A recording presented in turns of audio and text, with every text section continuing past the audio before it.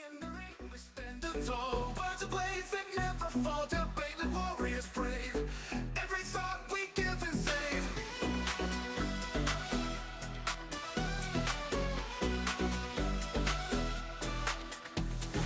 In the ring we stand tall, words of blades that never fall, debate like warriors brave. Every thought we give and save. Through the noise we cut clean, spirited, mind sharp and keen. With a spark that lights the night, join us in this epic fight. Welcome to the Spartan Arena, where minds clash and thoughts clean. In the heat of every word, truth and insight will be heard. Buckle up and take your stance. In this arena, there's no chance to escape the fight by law. Dive in deep and search for more. From heartfelt talks to fierce debates, we explore what fate creates. Side by side we seek the light. In the dark our minds ignite. Welcome talks to fierce debates, we explore what fate creates. Side by side we seek the light. In the dark our minds ignite. Welcome to the Spartan Arena, where minds clash and thoughts clean. In the heat of every word, truth and insight will be heard. Buckle up and take your stance. In this arena, there's no chance to escape the fight by law.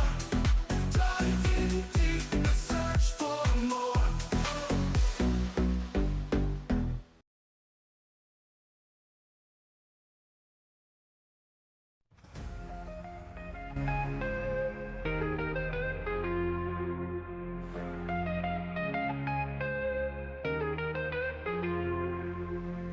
In the ring we stand tall, words are blades that never fall. Debate like warriors brave, every thought we give and save. Through the noise we cut clean, spirited minds sharp and keen. With a spark that lights the night, join us in this epic fight. Welcome to the Spartan Arena, where minds clash and thoughts gleam. In the heat of every word, truth and insight will be heard.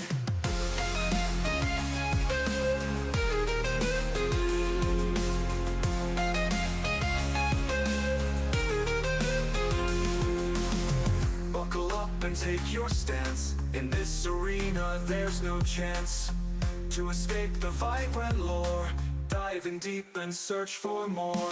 From heartfelt talks to fierce debates, we explore what fate creates. Side by side we seek the light. In the dark our minds ignite.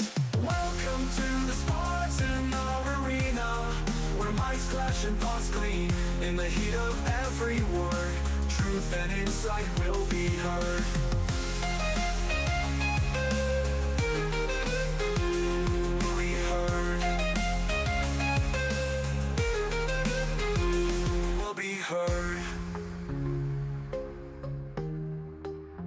Will be heard. Will be heard.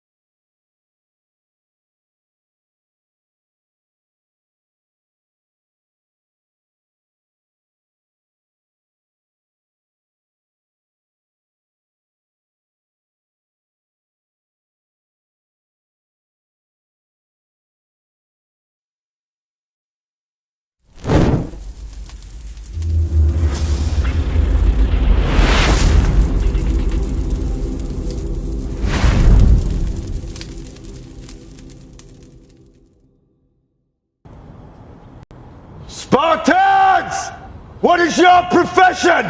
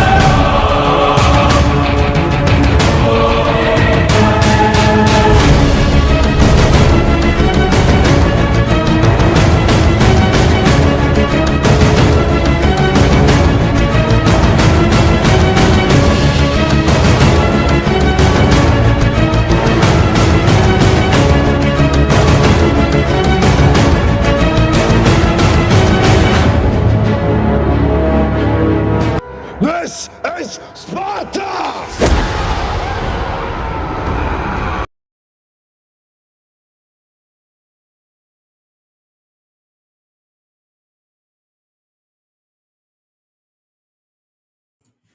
What is going on, everybody? Welcome back to another episode. I am your host, Ghost of Sparta. Please do me a favor as you come and hit the like, share, and subscribe. And we have another stream, another live tonight. So this one is going to be a great one. But before I get into it, I can't do this by myself. I need to bring a special guest, a special person, a person who knows the street better than I do. And of course, I am talking about my boy, CBN.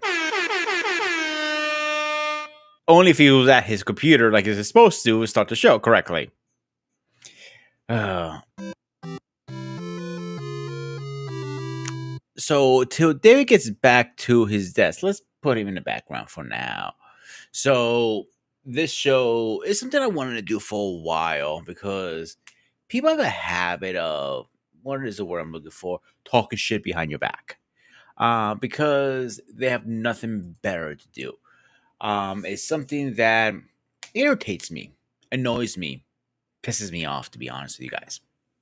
Because I'm a big believer is that if you're going to talk shit to my face.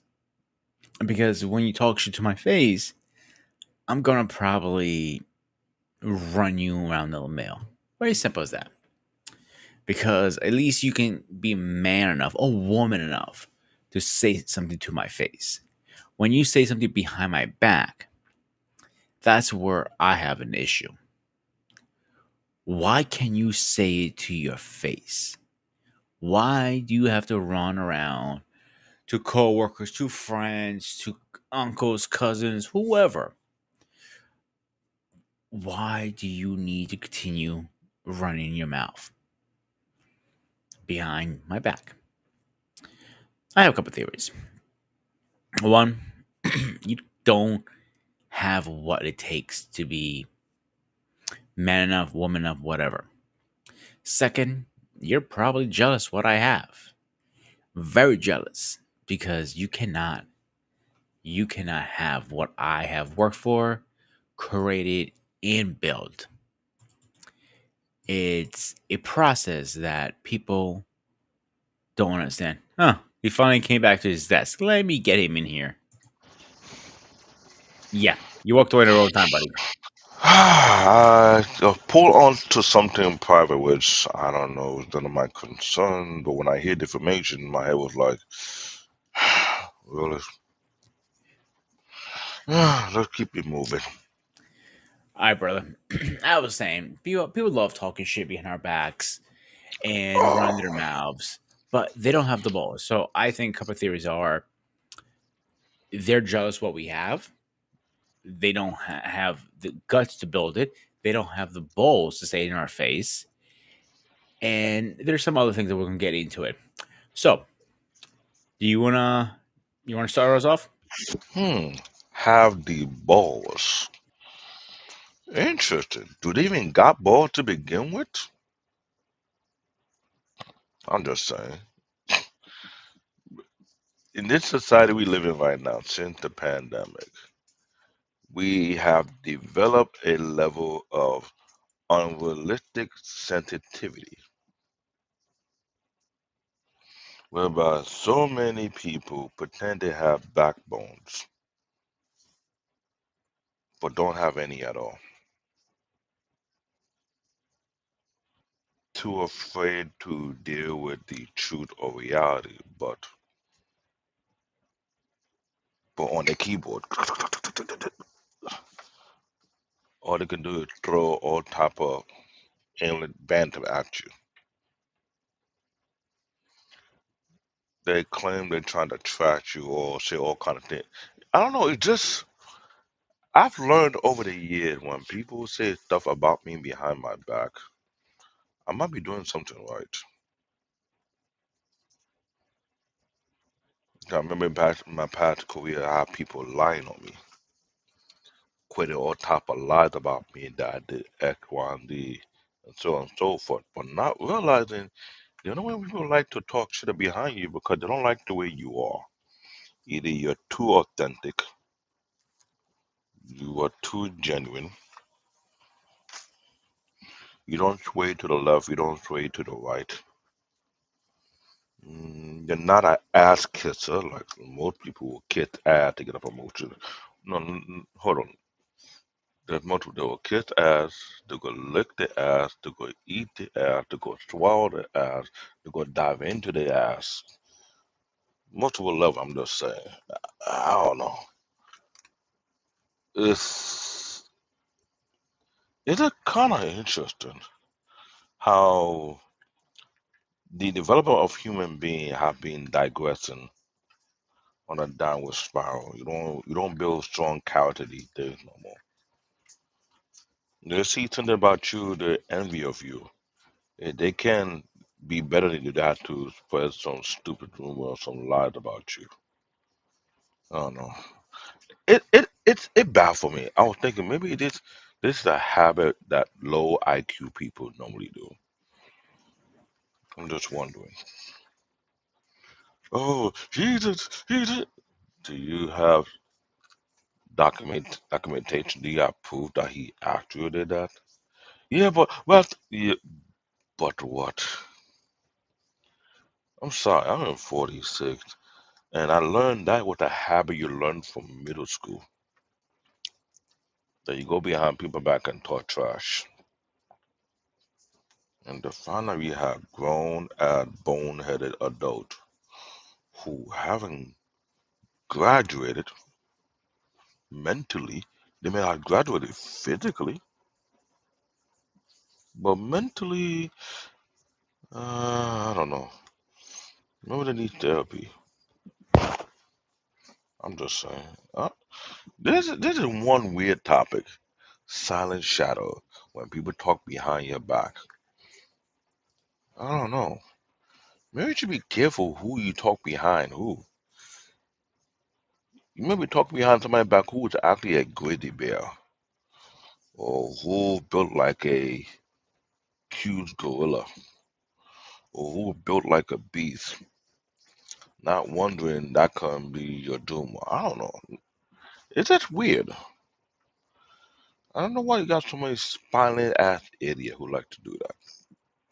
I don't know. I'm just saying. I tried to figure that one out, to be honest with you, because I've learned to beat. to walk the beat of my own drum. I don't care what people say about me these days no more. It doesn't really phase me anymore. You don't like me being authentic, then go and suck on a left nut. Jump off a bridge. Jump off a cliff.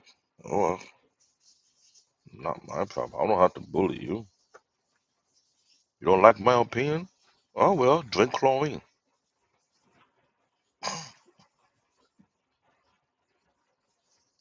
I don't get it. I'm just I in my element right now. It just feels weird when I think about that topic, and I wonder what happened to them. Did I lose their voice? Did they lose themselves? There's a level of jealousy going on. Are they envy of you?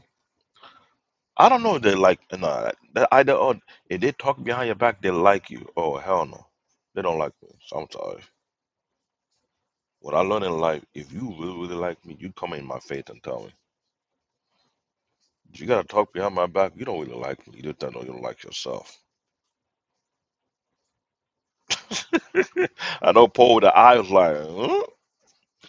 People haven't tell me that type of nonsense. When people talk behind your back, they like you. I'm like who? Me? Don't you when you see a celebrity that you like, you go and tell, can I get your autograph? You don't talk behind the back, you go right in front of them. So I don't understand that concept. If you talk behind somebody else's back, that mean you like them. Ew, weird.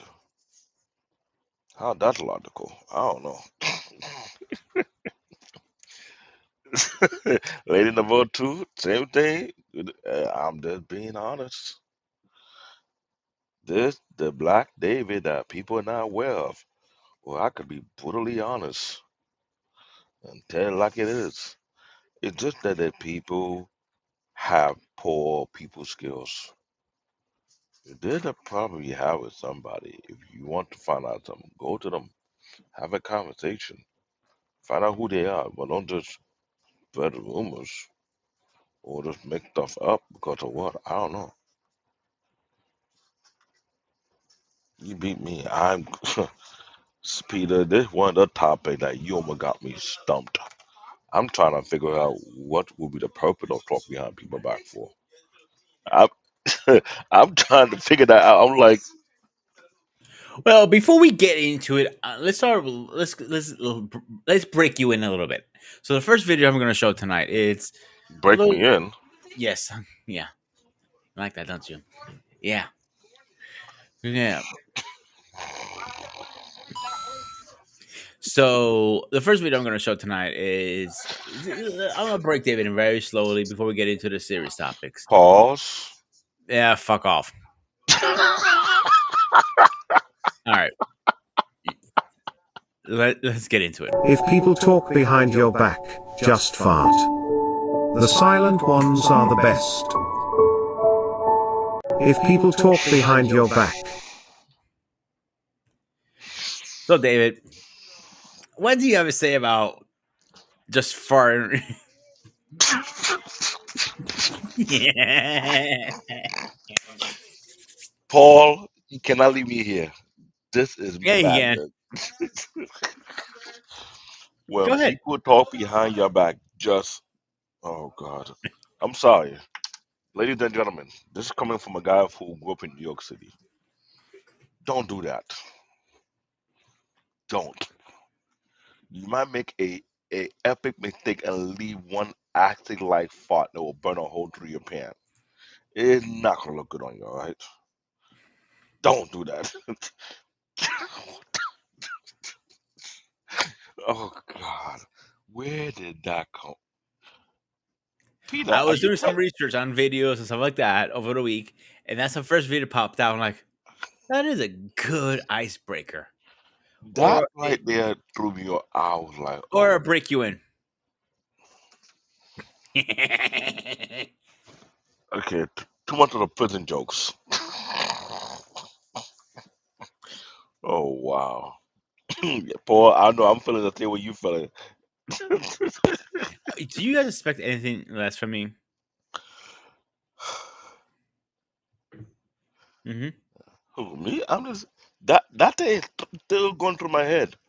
When people talk about you, just fuck. I'm trying to connect it if it make any sense.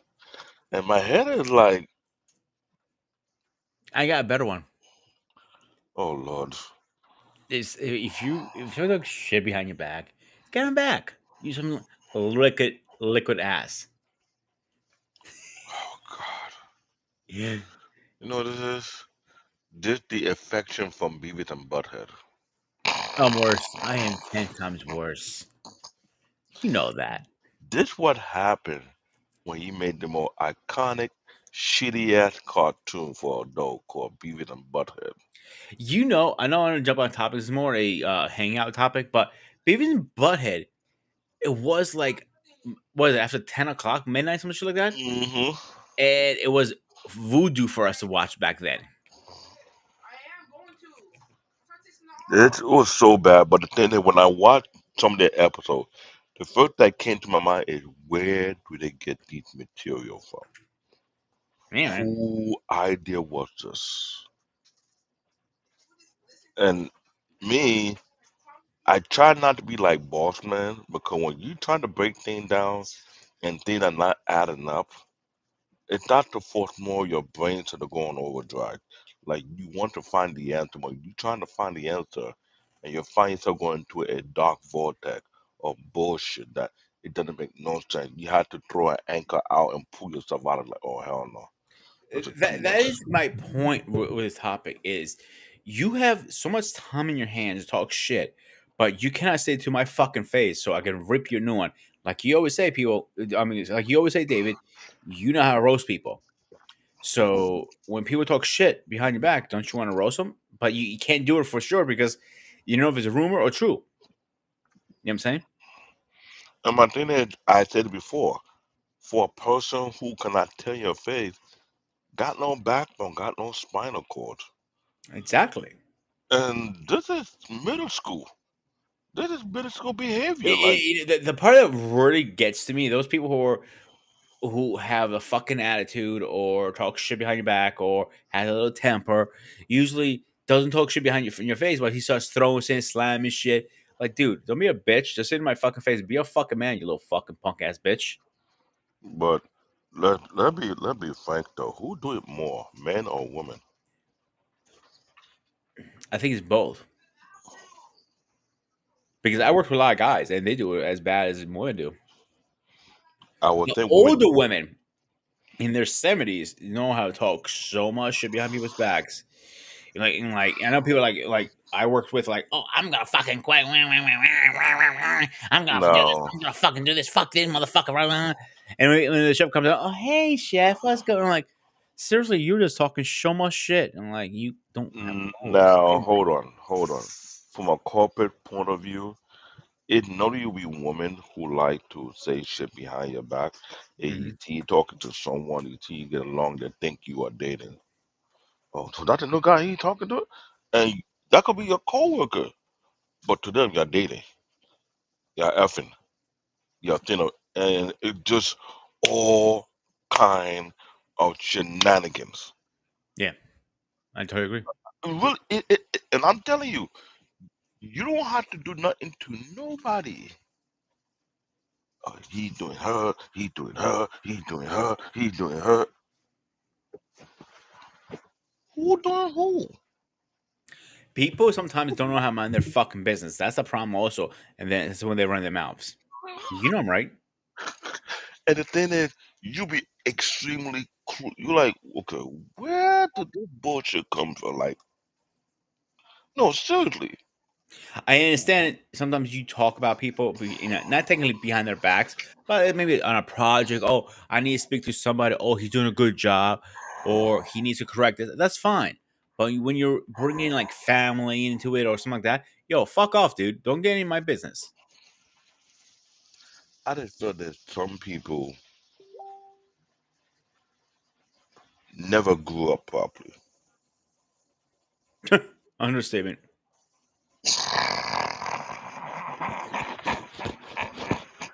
I'm being, I'm being a little real because it's just trying to fathom. You still did have it when you were in middle school. People talk crap about you because of what you wear, the shoes you wear, the Mhm. pants you wear, the kind of haircut you have, the kind of So hairstyle you it's funny you have, said that, David. the blouse you have, the back. No, I have. And you, come on, Peter. You know New York City when they like to roast you based on the way you look when you come to school. They always talk and stuff about it will come from talking stuff behind your back till they bring a crowd to come in front of your face to roast you, just to pick on you. I'll tell you a That's funny how. a story, a true story that happened to me. So growing up, we didn't really have all the money to spend. So name brands stuff like that didn't really come to me until I was an adult. All right, Hmm. and to be honest with you, I still buy things on sale. That's all I always buy because I don't feel like paying $300-400 on shoes when I can get them with 450 on all right clearance. Same shit, different year. That's all it is to me. Anyway, so I bought end of the year was I bought boots. It wasn't Tim's, just boots, right? It wasn't so I got my ass roasted because I had boots.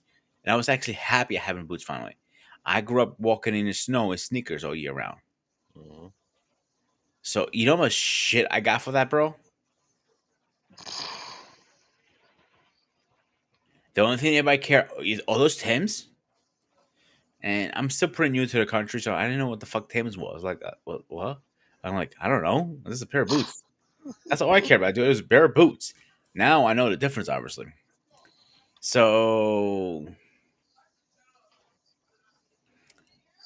it just I love how kids bully us and picks on us because of shoes, You know what of it is? t-shirts, of hair. And the Look, funny part, I probably have one of the best beards that most people have out there. but here's the thing, though.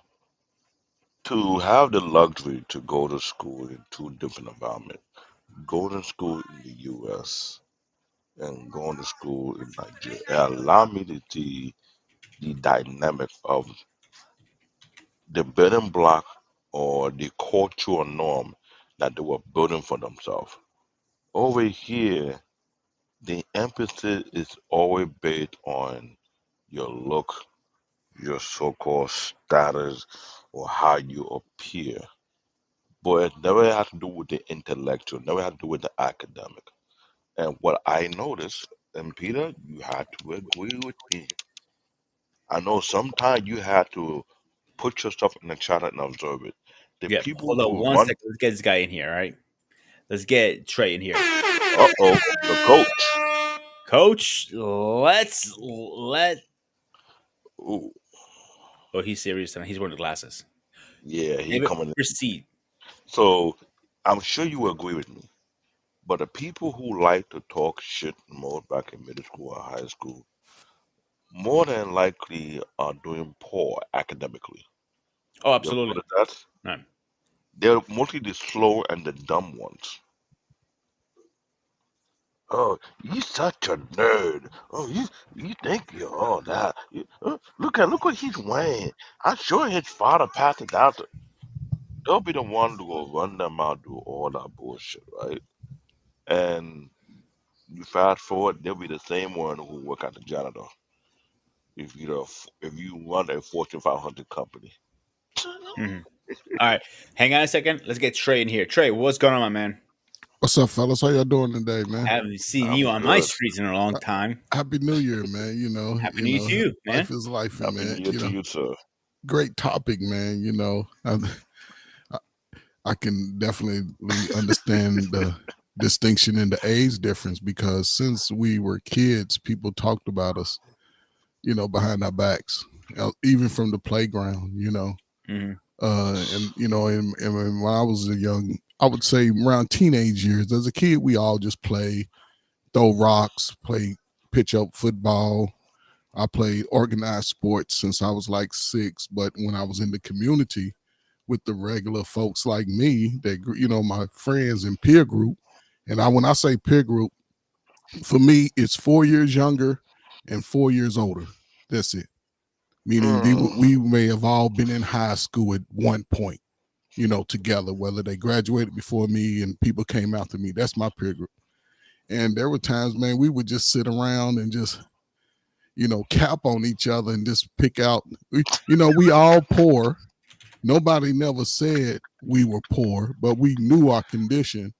And we would just talk about each other, man, from head to toe, from your hair to your shoes Oh. to your gloves, that your socks that you use for gloves because you couldn't afford no socks or you lost your socks. Most of the time people lost it, so and that was a good time. But then in high school you start get your little cliques, and somebody don't like you because somebody else don't like, all that little crazy stuff. So it was all interesting. I don't know if a lot of people talked about me when I was a kid or whatever, and I'm sure they did because my own family talked about me. But They did. but it never was brought to my attention in a sense. And then when I got older and started working with people just from around business and work, I expect people to talk about me on the job from what I do because I'm trying to do an excellent job. Look at this light skinned All man. right, You think hang he's on one all second. cute. Let me get this guy in here next. All right, ladies and gentlemen, please rise for the president, our re-elected president, We say reelected.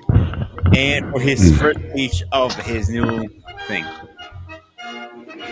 No speeches. I look. I'm like I literally.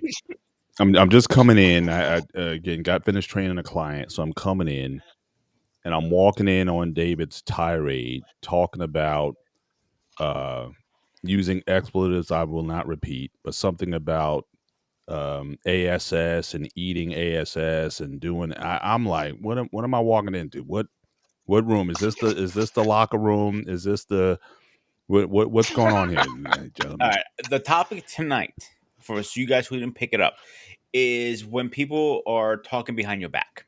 That's where we're at.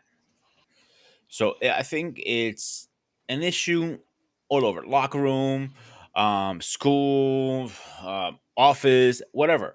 All over? You think it's happening? I think so, in my experience. Yeah, it happens. I But here's wouldn't honestly. I br- wouldn't. I Paul, wouldn't know. brother Bennett. You Paul, know, I'm not saying it does. I'm just saying it's Paul. It not my happens. reality. I Yeah, mean, no, it happens, brother Bennett. It's just that you're I'm so sure. I'm like I engaged said, with I'm life, sure it does, you just don't but pay my attention to it. It's not part of absolutely your life. not. Yeah. See, But I see. again, but literally, like I wouldn't know. I mean, Yeah, you wouldn't know. I'm like high school, yeah. People talk college, yeah, immature stuff, but you get to a point where you put away childish things. Even So even even professionally, it happens. I'm I sure it agree. does. It But happens. again, like I sometimes I put on my hashtag. My name is Bennett and I ain't in it. Yeah, you're not So focused so on it. so I Merch. so I Merch. can't I can't relate to a lot of that. Because I literally I'm at work. I keep my head down most of the time. I don't do a lot of office socializing. If we talk about stuff in the office, we're talking about sports or something, current event or something like that. But as far as internal office politics or this going with that, I may hear stuff like later. And it's like I had no idea that was happening at the time because I'm not in certain conversations. And I think certainly the older I've gotten, and I think one of the resolutions that I'm certainly making for 2025. All right, so if there is going to be a presidential speech, here's where it starts.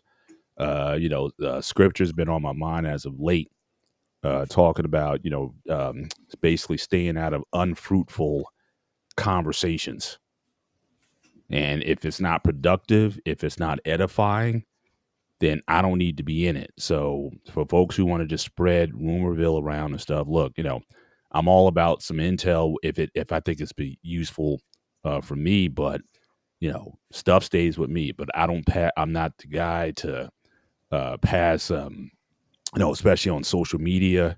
someone sends me something, I don't just be spreading stuff around unless I verify it. I think we're living in an area of misinformation, and I think that is really hurting dialogue. It's really polluting um, the spaces where we can't talk intelligently. And so for me, like, look, a lot of stuff starts with me. Now, again, me and my wife, we may talk about stuff together. We don't hide too many things from each. The only thing I may hide from my wife is if I'm asked. So let's say if one of you guys reached out to me and you guys lay something heavy on me, you said, look, keep it to yourself. I go to the grave with it.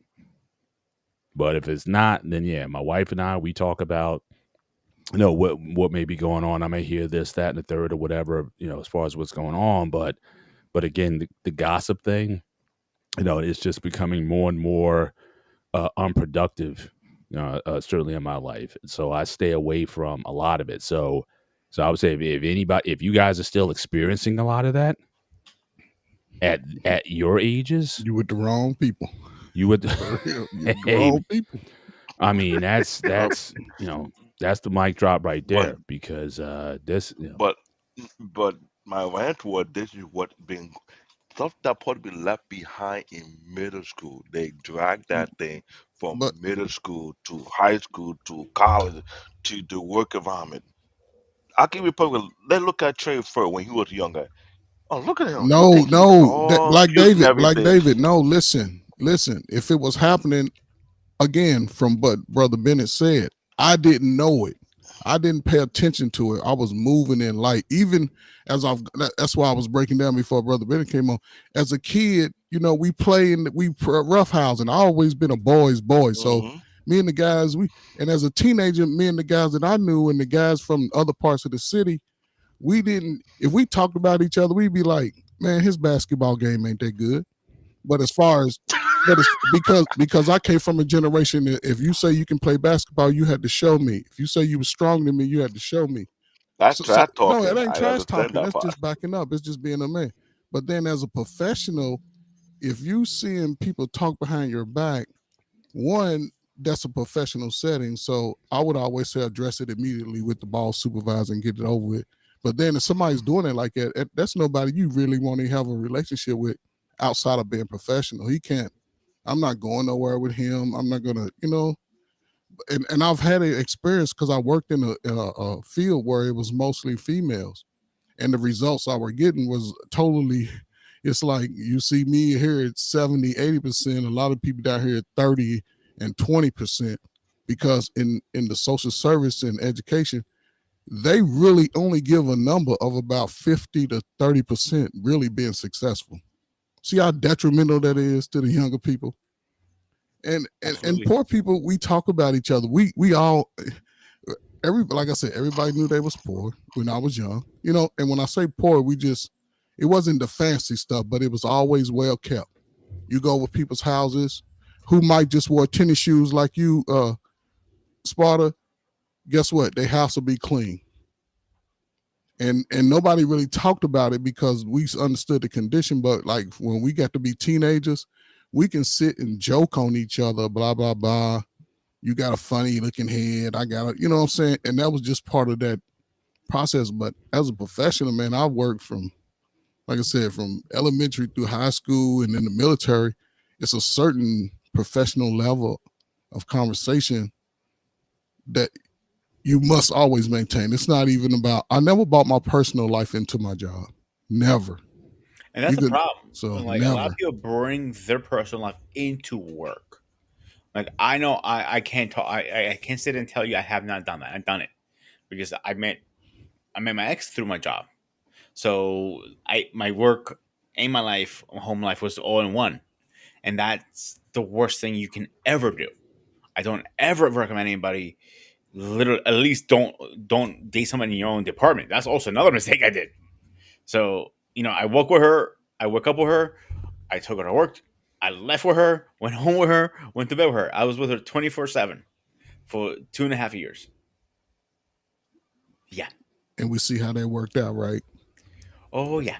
Yeah. See, that's a great learning experience. So since that moment, then and a lot of people don't get this information. These conversations, I'm telling you, they great for 20-year-olds and 18, 19-year-olds.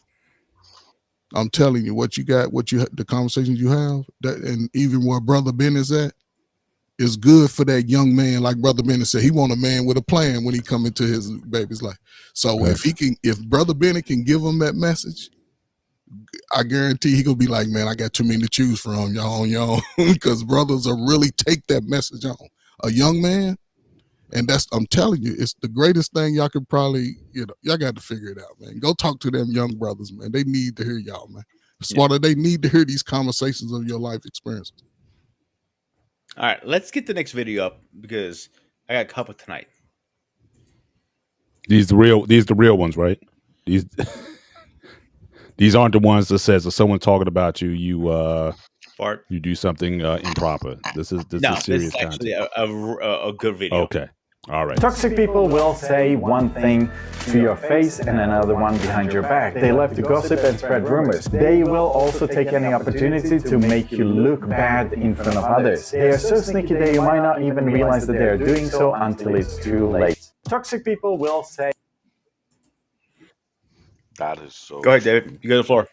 So true. This is something I see in the professional level whereby there are people who are envy of your work ethic. They don't like the fact that you're consistent. And I saw that happen to me in several tech jobs where they couldn't help them but to blurt things out. It's like they were talking behind my back. I didn't pay no mind, just like Mr. Bennett and Cole Fair would normally do, until it's like all out in the open, and it's like to make stuff up like as if they can put it on you. And my uncle taught me something back in my country. Don't worry about what people say. Let your work ethic speak for itself. What I always have learned since I was youth. Meaning, if you're consistent and you continue to improve your work ethic, let them talk about you all they want. Your work ethic, your consistency, it will speak louder than what they say about you. And I've seen that happen. But what I noted in today's working arena, sometimes the people above you will believe the lie before they believe the truth. And that happens from time to time. And I just say that's their downfall. They want to listen to a lie, then they're not a great leader to begin with. Because I see that a lot. You could be the most consistent employee, always doing your job, always doing above and beyond. But it's quick for them to listen to believe a lie about you and know to jump right on it. But they're seeing your track record. But yet that lie trump your track record. Like, really? One little lie Are can you for destroy real? someone's career very easily too. Facts. But that's what went on today's society. If you think about it, all you gotta do is accuse you of something that never really happened. Even though there's evidence so that it never happened before and it never will happen, they rather believe a lie. David, look what happened to me. I just parked next to somebody and I got fired. Gives you a great example there. Coach, you want to go next? I mean, he said something very interesting in the video that sort of always resonated with me since I was a kid. When he said, when somebody try to make you look bad in front of other people, like say I didn't know you three, right? And y'all were out, right? And Brother Bennett was picking on you and calling you out every chance he got. And then somewhere down the line, I started to work with Brother Bennett. I would never become his friend because I already seen what type of guy he was. When I used to see it, those are the type of guys I stayed away from. Mm-hmm. You know, I'm speaking to him, what's up, Brother Bennett? How you doing? But we ain't going out nowhere. We ain't playing poker. You're not grabbing beers after work. No, I wasn't going to do that with a guy like that. You know, somebody like you, I probably would have seen where you was coming from and say, okay, he seemed cool. You know, but that was just always me, man. Since I was a kid, man, I didn't like people to sort of pick on people. I used to take up for the handicap, man, since I was a kid. And I had sisters, so yeah. And I was a nice size bam bam type of kid. But I was a good person because, you know, I wasn't going to pick no fight. Just don't touch me. But that's me, man. Even as a man, listen, man, I've been all over the country, halfway around the world. And I met the greatest people, just regular people, man. of all races and people that work like it and move like it. I just stayed away from. It wasn't a lot that I could. And I would tell people, people who may not know, may stay away from him. But it's your choice. I'm not gonna force you. But that was it. I wasn't gonna do business with people like that. Nothing, because that's a bad spirit that I never want to take on somebody else's bad spirit. So a lot of stuff just when it came to men and people came easy from me. Because my father was sometime an asshole. He did some of a lot of stuff that people did out in the streets. So when everybody out in the street didn't love me like my daddy loved me, my daddy would cuss me out and feed me and take me shopping 2 weeks later or something, but he showed me how to, be tough a little bit. But yeah, man. So when I see this, if I was talking to a young man, I said, man, first of all, you love yourself. Nobody is above you. Don't treat, but don't let nobody just hurt your feelings all the time. You got to stand up to it early. So, yeah, I would say that scenario would only work, but you got to have, and coach, you might relate to this. Like you grew up, you had a crew, right? And the crew had different personalities in it. So you might have had the kind of the bully, but he was also the bulldog. Then you had the comedian, you had the jokester, the prankster, or whatever that would always say stuff. Then you'd have the quiet one, and then you'd have the sort of the rational ones that were kind of middle tone. So a lot of times that bully would get checked to say, "Look, you're doing too much. You need to chill." And he would usually comply. A lot of times, what happens, and I know my oldest daughter went through this just in the last year or so, where she was with some toxic women who would just kind of dominate and control and just let things go. Now, again, my daughter's, not one always to sort of speak up for herself, and nobody would check like these quote unquote alphas, if you will. It's like, hey, you're doing too much. And a lot of them would say later on, yeah, that was messed up what she did, Stephanie. And it was like, well, why you didn't say anything? You saw what was going on, and you just sit there and because they don't want to, take it. So again, you have to have, if you're gonna have like I said, a good friend circle or that tribe or that that band of brothers, so to speak. Not to say like you don't always have to be the same, but there's got to be accountability. And it's got to be even with the jokester. He's like, all right, you joking too much. Or if the bully, you bullying too much. All right, that's enough. You need to chill on that. Be like, all right, my bad. I'm just playing. I'm just but you need to stop. Like, all right. So I think if you don't have that balance, then things can get very toxic very fast. And so, but again, with my daughter, like most of those women are gone now. Those who thought they were friends, and a lot of times, they want to hook up with the quote unquote alpha. And so again, because they don't want to look bad in front of the alpha, so they kind of put on their side. The other ones, like I said, didn't say anything. They go into my daughter later on talking about, yeah, that was messed up. But my daughter looking at them crossways, I'm like, So again, a lot of those networks. But again, interesting enough, a lot of those quote unquote friends, they're from high school, and they were from college. And I'm saying, at this point, look, there's people come into your life for a reason, and people come into your life for a season. And you need to let some of that stuff go, let some of these people go, and you need to look forward. She's about to go to medical school. And I'm like, you need to be looking ahead, not necessarily looking behind and seeing who's still going to be there. There's relationships there. Your husband could possibly be there. And there's just a lot of things you need to be focused on the future rather than all the nonsense that was sort of happening in the past. So I think for a lot of my daughters, they've all kind of gone through this. But again, these are Gen Zers. But if I'm hearing 40 and 50-year-old folk, Gen X and up folks, and y'all still about that mess, then I'm like, I'm out. I mean, I can be good. I can be good all by myself. I don't have to be around anybody. I keep my nose clean. I keep my head down. I do my grind. I do my thing, and like, bye. Y'all want to hang out? It's like, nah, I got to go. But Big Brother Paul, they do this on the Black YouTube space these days for the past few years, and I've Oh, been for sure. trying to, Like, yeah. and I've been trying to understand. Like seriously, This is middle school behavior. Like you say, biblically speaking, when you get old, you leave childish thing behind when you become an adult. But in this society we live in, they drag that childish thing to the older age, which I've been trying to comprehend. Like, am I being punked? If I'm being pranked, or like this what we're doing?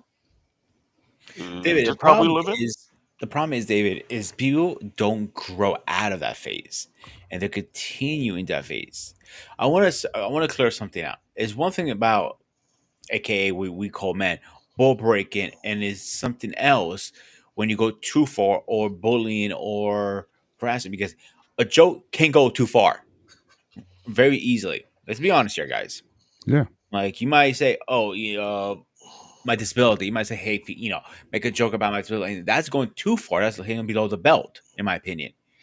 But some people don't see it like that, and that's, I think, that issue where there starts. Like, you're joking, but you go too far, and that the only self defense mechanism you have then is us talking shit behind his back, and that both are not okay.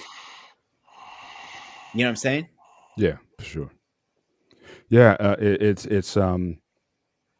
yeah, I mean, especially like sarcasm, like not even like joking. Like I know sarcasm to me is almost like an herb. You're a cook, so like take the strongest spice that you have, very aromatic. Again, a pinch can really liven up a dish. You know what I'm saying? One pinch too much, and it ruins the dish. I agree. And so a lot of people don't necessarily understand the difference. Yeah, I like a little rib, a little jab, a little it breaks the tension a lot of times. It breaks the ice, it adds some levity to it. But again, the immaturity is again, you don't know when to stop. But yeah, a good sarcastic line at a given point in time, again, that's skill. That's communication skill. But some people just constantly having something to say, constantly criticizing, not critiquing. Because again, critique is giving you something that would help you make you better. But to criticize, the need to tear down. And I'm just like, at this point in my life, those type of people I just don't need in my life.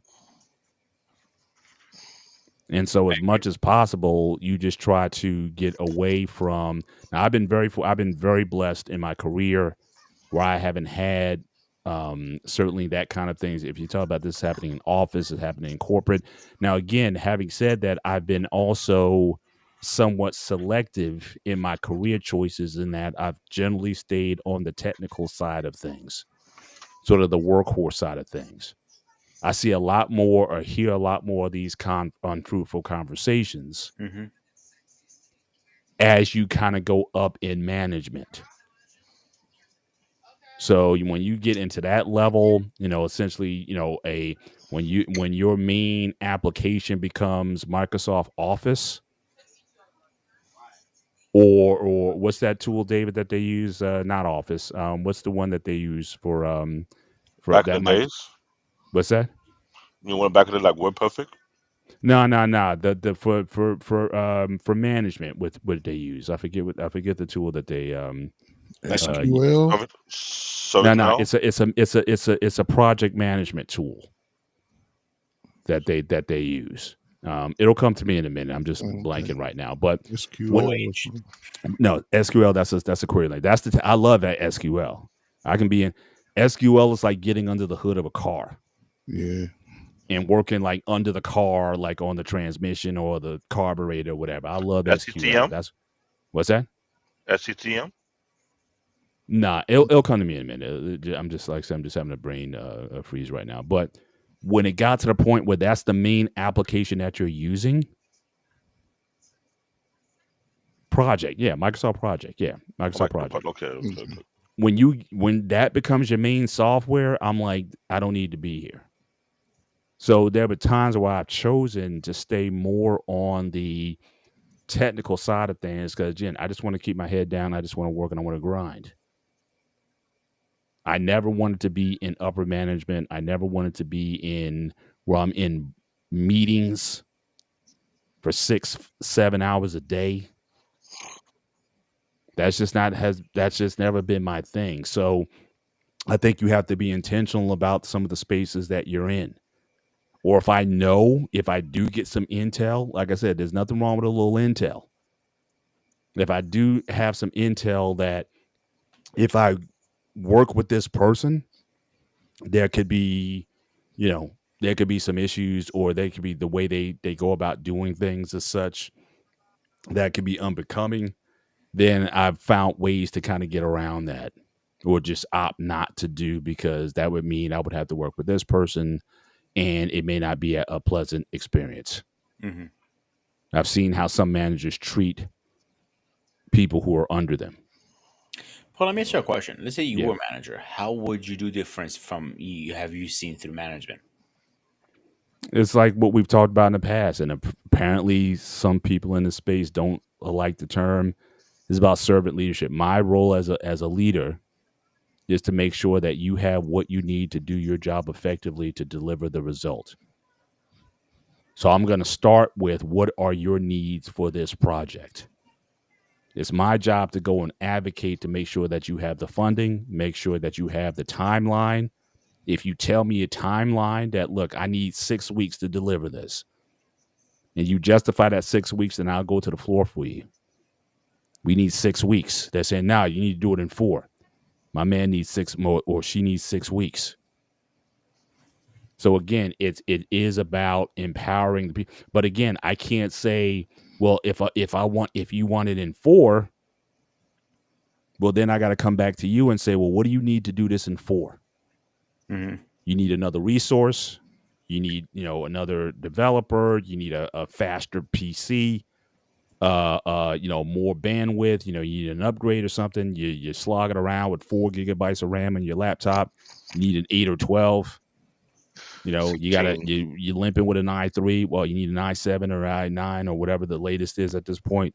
i9. That's my job. So that's how I see it. But again, it starts with treating you as a human being, but then holding you accountable for the results. So again, now if I give you all of this, but then now it's on you to deliver.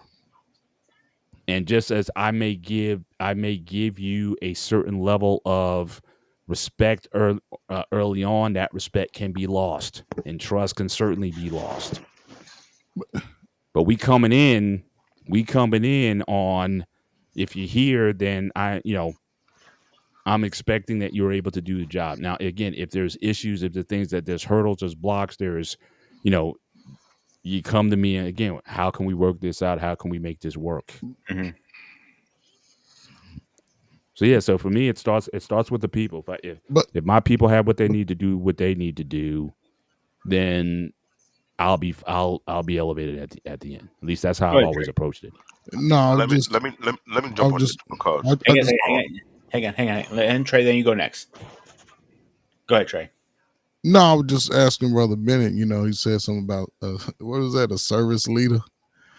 Servant leader. Servant leader. You really just described just your position and doing your position as a manager or supervisor efficiently for the overall success of the team. Really, I know, but I'm just saying there's certain people, certain discussions I've been in as of late. Oh yeah, but people Brother have Bennett, issues with the term servant leader. I don't care. Yeah, listen, I'm with you, Brother Bennett. I'm eye to eye with you. You know what I'm saying? So yeah.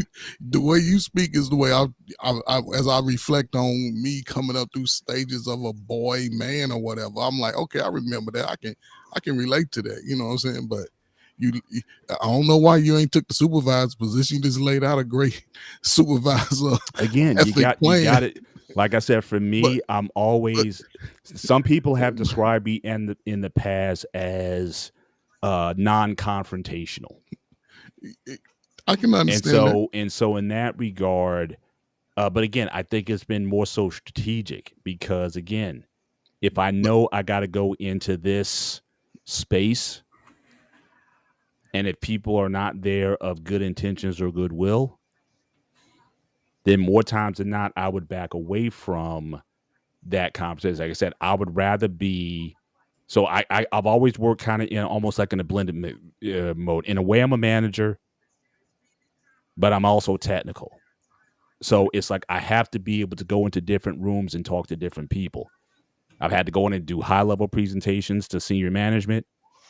And I still got to be able to talk to the developers on a technical level to say, look, this is what we need to get this done. So I've always functioned well in that role. But again, getting into management That fully, wasn't gonna be you. then again, my software is MS Project. I can't be on the ground. I got you. And so for me, like I said, that's always the thing. I like getting under the hood. I like rolling up the sleeves and let's get the hands dirty and, and get the towel and let's work on this together. If I'm Yeah. working with some guys who are under me, let's fix this together, right? You So guys need a brother Bennett, hand here. Let's do this thing. but But in those being in a positions, room and just hearing 6 hours of conversation of which I'm only responsible for 1 hour of it, yeah, nah, you, that ain't my world. yeah. So just based off your experience over the years, and correct me if I'm wrong, you worked in positions where you had the autonomy to work alone a lot Yeah, and just speak to people as needed. You know what I'm correct. saying? So Yeah, I, and I can understand that. I'm the guy they would give projects to because one, they didn't want it, and they know if they gave it to me, it got done. Like the senior manager's like, I got all these projects I gotta manage. This one's a headache. Let me give it to him because he'll just go in there, he'll just knock it out. He knows how to talk to the people, he knows where to go get information, he knows how to, good rapport with everybody, good reputation, everybody. I'll just give him this so I can focus on these other areas that are going to require more of my attention. But something that I just really don't want to get into the weeds with, here, we give it to him. He'll knock it out. Boom. It'll be quiet. And so that's kind of like, how I've been utilized over the years. Like I take on kind of difficult or painstaking tasks and projects Right. So so so that so they can, the places where it's more political, they can play in that political space. But yeah, this is some yeah, we need you to just take this and, just hit me I up once a week with a status or whatever, and you good. But we know you I'll got come. this. Sparta, I can come back to Brother Bennett later because I want to ask him some questions because Yeah, I'm yeah. I'm starting to Let's do see this. Let's something about David. Brother Bennett later. Let David go next. Then I got one more video. Then we can go back To, to the to, conversation. How's that sound, guys? I'm glad that my big brother Paul Bennett laid that one out because I similarly had that same mindset, but I didn't get that same result because one, I've been given position in past tech job when I was the team leader, and I don't know whether I'll give an active workload. I'm going to be the technical lead, train all these new tech coming in, make sure they're well prepared before they go on the floor. And I took it with a passion. I'm always to be the one who lead by example.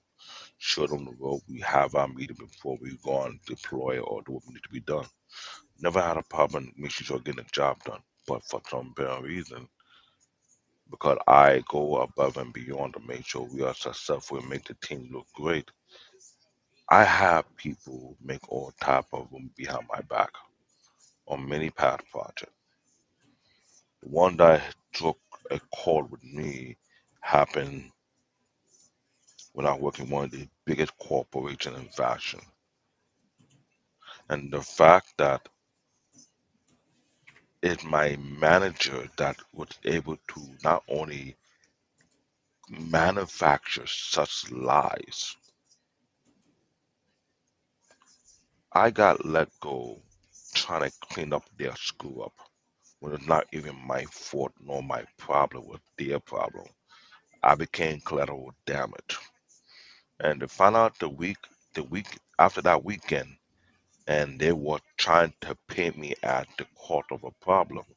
And my whole entire team snapped on my manager, and they called me. Like nine of them called me.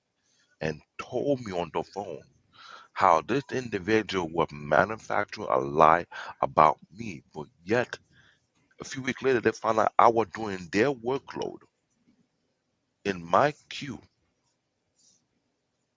I never complained. Wherever you threw on me, I took it. Just like the Paul Bennett said, they give me the difficult task, and I deal with it, and I keep it pushing. I keep on moving. Never try to slow down. Never stop. It became a big habit whereby I was missing lunch, trying to make sure all the work is done before I decide to eat. I didn't get that same with that Mr. Paul Bennett had. I had people who did not like the fact no matter what you threw in my way, I conquer it and I keep it moving. I go to the next level, go to the next level, go to the next level. And I'm being consistent. You ask me for help? Okay, let me help you. Let me try to get it done. Boom, boom, boom. You good? You need anything extra? Let me know. Okay, boom. And I keep it moving. But yet they were making all kind of rumors about me, trying to sabotage me, and even manufacture a lie to get rid of me. People don't understand. That was the biggest straw that broke me. That when I have a I don't trust nobody attitude. Cause it happened to me before that, and I tried to brush it off because I took my uncle training very seriously. Let my work speak for itself. And no matter how great of a worker I was, somebody had to still make room because they feel like I'm a threat. I don't want to be a manager. I don't like politics. I'm just like Mr. Paul Bennett.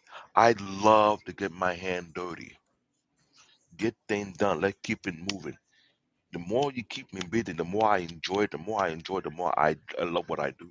Yep. But it's never been that way for me because I'm a threat. I want to take to my other position. With I don't want your position. Leave me the hell alone. That's never been the case. So this is why I be on these platforms, on the YouTube, and hear people talk about me. The first thing that comes to my mind, they're too little for me. They're immature. They're ignorant. It doesn't phase me to be perfectly honest. Mhm. But seeing that and hearing from what he goes through, he is blessed that he don't have to go through what I had to deal with.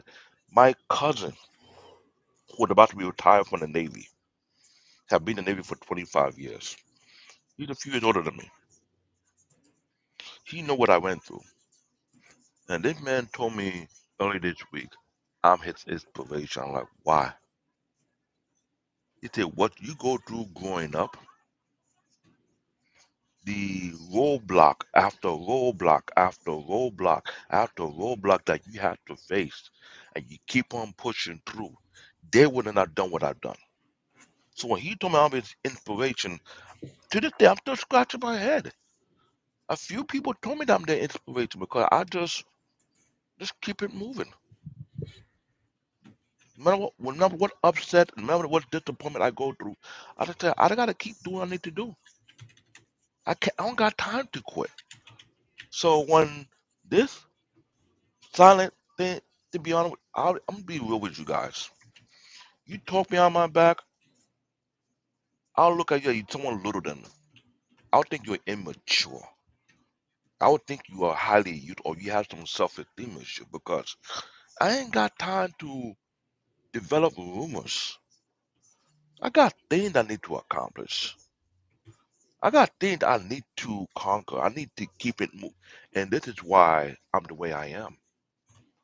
So when I hear my big brother Paul better go what you do, I envy him because he didn't have to go through what I go through. But even though I go through the thing, I still keep pushing. I ain't got time to relax. I ain't got time to quit. So all these rumor mill, rumor monger, these are low self-esteem individuals who feel less of themselves and don't have no real confidence of who they really are.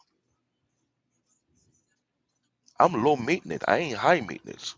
When people say they're high maintenance, then you need therapy. That is what it is because Mr. Paul Bennett, Mr. Coach Fred are my elder. They're my big brothers. Whenever I hear the spank, I want to listen and take as much as I can.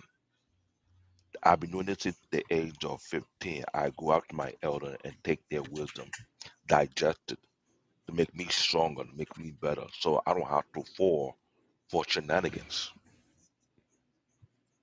So when I hear all these silent shatter, it's more like self-esteem issue, to be frank with you guys. That's just what it is. If they have to make false information about you, it's because the level of confidence is genuine. They hate the fact that who you are. They don't have what you have. They don't have that solid foundation no matter what storm hits you, no matter how hard you get beat down, you still dust yourself. Like nothing happened, you keep it pushing, even though you are hurt on the inside. You take it out the battle scar and you keep it moving. So when my cousin who's in the neighborhood retired tell me that I'm an inspiration, until this day, it's hard for me to digest it. I'm a humble guy. I'm not a big headed person, but this is how I see things. Tell me if I'm wrong. Hey, I'm Guys, still waiting for I True gotta give a North. quick shout out to Northman. Again, guys, if you guys beers, please go check out his website. True, North, please do me a favor, throw your website in the chat for me so everybody can check it out. yes, and hopefully True North again. Support. I appreciate you supporting the channel, but you got to have something for the ball here, brother. You see here, Actually, does. I'm joined by my partner here, by my brother Trey here. So we are members of the bold and the beautiful, the beneficent, benevolent Ball Brotherhood, and so we also are in need of certain products to support this beauty, this baldness here. So again, if you have certain product lines, a post shave for a balm for the head or something like that, if you got Beer butter something might work for your head. that we can take advantage of, I highly encourage you to have some product that that we can work with. So see, I'm about peaceful cooperation here with the follicle world. All right, so we're not here to divide or cause beefs or dissensions or whatnot. We want to peacefully coexist, and I can't think of a better way of coexisting if the beard company, True North Beard Company, can have a line of skincare products for the bald and the beautiful. So I'm pretty sure he salute has to you. something for you guys up there. I'm not mistaken. I know he has washable. I'll check it out. I'll check out. Yeah, what his stuff he is top of the line, bro. I gotta give you credit. Like, you could probably use beer butter for your head, or even actually, a beer oil for your head is the best thing for it. Believe it or not, I'm not even joking. He will vouch for this. A couple of drops of oil, put it through your head, is is better than lotion. I'm not even joking. Yeah, Shout out usually to I use a post after shaving, so I'll do a toner after shaving, and then I'll put like a post shave balm on there. Nothing too shiny though. Other ones I've tried, they can be a little shiny. So again, something that kind of is like a nice matte kind of finish on there. So that's That's crazy, brother Benny. so I'd be looking for something like that. So I'm my- just saying, I'm trying to inspire. I like a and nice shiny light bulb ball here when I fresh shave. the cue ball. And for the years, I used to just shave it bald. I can use a razor. I use 4 blades, and then I shower, get it nice and cleaned out. I shower real good with it, and then I used to put this cocoa butter oil on there, right? And it it made it really shine. And then I just stopped using that, and now my head just naturally shines whenever. I just wash it. I can shave about twice a week if I wanted to. Every 6 days would be good, because if it's sometimes every 6 days. Oh, I shave every day. I would break out. My skin is sensitive. Well, you use a blade, so you use a blade. Yeah, I can't use those. No, like the little shavers. I can't use that. That'll Now bump me up. let me ask you this real quick. Have you ever used one of those things using either electric shave or after pre-electric shave? I don't know what after pre-electric shave is. Okay, so it's after AFTA, but Okay. you've heard of electric shave? Yeah. Okay. If you still have that thing, it may be worth trying. Just put it on, let it dry. Give it about 5 minutes to dry. Your head needs to be dry, and your hairs need to be stiff. Standing up. Okay. And if you then use that tool you'll see that smooth glide. That I was like, Okay. just try it and That's see what I how it need works. because I can't. My skin is too sensitive, man. I can't put a lot on my face and head. Mm-hmm. So Like I said, Okay. Trey, like I said, use a little of the beer oil. I know it says the name is beer oil, but the oil does so much more than that. It replaces the oils. When you're shaving, you're stripping all the oils away, your Mhm. natural oils. This oil, literally, couple drop of jojoba, sesame, and all this stuff in it. It's it's a miracle. Like when I see guys, I see it all the time, and it annoys the shit out of me. Is they're scratching their beards and or I can't grow a beard. Like put a little oil, brush it through, and leave it alone, and just I wash can see. it. I can see as an after treatment. I can see that, but I ain't gonna lie. My head get naturally oily. I got that good skin, man. It's just blessed to my Trust me parents, when I man. tell you, I heard this before, but 1 or 2 drops of the Salute to oil my parents. and put it through, and you go like, "Damn, this guy knows what he's talking about." And we're gonna have this conversation in a couple weeks after you get it. Trust me, I'll and don't probably get the try a pharmacy couple stuff drops. No, because if the I try pharmacy. some, I'm couple of sorry. drops. No, I would Yeah, try a couple 1 or of 2 drops drops. to see. Yeah. Yeah, go Yeah, to because he has some Truth samples North. in there. Seriously, check his website out. He has some great products. They have a sample pack actually. You can pick what scents you want, and I'm telling you, after you put 1 or 2 drops, and you're like, oh, huge difference. No, I And don't I want hear no this all the scents. I time. don't like no scents. I just want if it I clear like a good natural. sandalwood. If he's got a sandalwood, I could check. Yeah, it. I because think he does. Hang on, let me check. You I know what? work alone, so Let's do But this. coach, but you had before you had taken the break there, you said you had some questions for me, so you can if you want to ask me something just regarding. just in your conversation today, and the way you said about where you are in life and the type of conversations and sort of rhetoric and information that's all over YouTube. You said you at a place where it's sort of not being as a focal point, which I can understand, what I'm saying, being midlife, 54, 55, Mhm. 56, it's just like, okay, it's time I can just see it in you, man. I'm noticing that about you, but hey, man, salute to you, man. Hopefully you can retire soon. I don't know when. And if Nah, I'm not trying to retire yeah, that's anytime what I'm saying. soon. I don't know if you will Yeah, do I'm it going. I'm because going to work until they put me out, or if whatever business that I develop or whatever. I'm my thing is I can rest when I'm dead. I'm still got that mindset. what That's why what what a lot of times I be on these shows. I be working. Now I got a free night, but usually I'm working because I got a team on the in Mexico that I be working with. They be sending me stuff late. So a lot of times when the show be going on, I got 3 screens here, and I usually be working as the show goes on. But I like to get into the I'm still grinding, and one of the reasons why I like to stay in shape, why I do what I do. Now, I don't know if you guys saw I did the shoveling squat video I know you was talking about that. recently.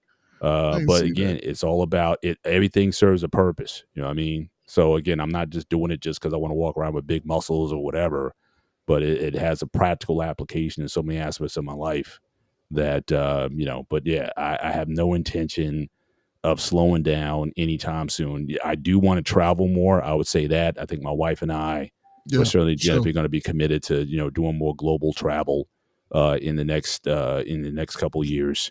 And I know we'll be going to Grenada because that's where my daughter, that's where medical school is. So we'll be going there over the summer. Certainly to check that out. But yeah, so we definitely want to do more of that. But when I'm home, you know, like I said, I like staying busy, and so there's plenty of stuff for me to still to do. So that's kind of the mindset, man. I'm not. I have No, no intention of slowing down. no, All right, let's play the next video really fast before we yeah, move on. I mean, cut you off, Trey. I'm sorry. You want no, ahead. just Go ahead. So we're gonna say before I play. Go ahead. no. I'm just saying to his point. I didn't really mean to say retire, but I can see I think he his just called you old.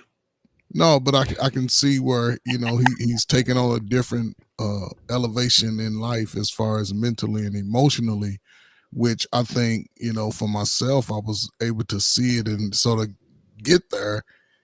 And I'm not retiring. I'm not retiring. I just do things personally for myself now. But Mhm. I just hope that the message that you're saying, brothers can sort of grasp to it. What I'm saying 40-year-olds, they struggle with it, but young man, I'm telling you, brother, you just think about it, man. They young men need to hear your voice. They Appreciate need to it. hear Brother Bennett talk about, hey, you go through your life experiences but you still get out here and work and stay relevant. You know what I'm saying? Stay strong in it. They need to hear that. I'm telling you. For real. Appreciate it. Nice. All right, let's play this video really fast. Reasons that people gonna talk behind your back. Let me tell y'all. 1, they can't reach your level. 2, when they don't got what you got. 3, when they try to copy your life but they can't. That's why sometimes you gotta brag on yourself. You know what I'm saying? All that playing humble have you overlooked and underbooked. You know what I'm saying? So sometimes you gotta talk your shit and make everybody feel uncomfortable.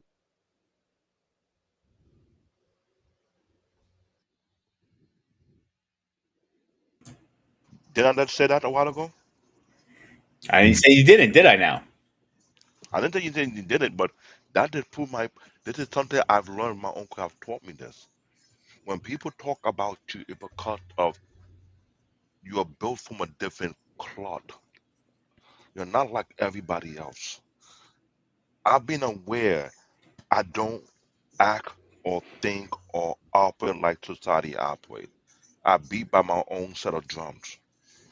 I don't go by society norms. So I just came to a position where I really do not care anymore. But when the rumor mill, the gossip, it's almost costing me my job, or it's all because of self-esteem or intimidation. You feel I want to take your. No, I'll tell you in your face, sir. I don't want your position. I don't want to be a manager. I don't like office politics. I like to get busy. Keep me where I'm at so my hand can continue to work. You stay where you are, I stay where I am.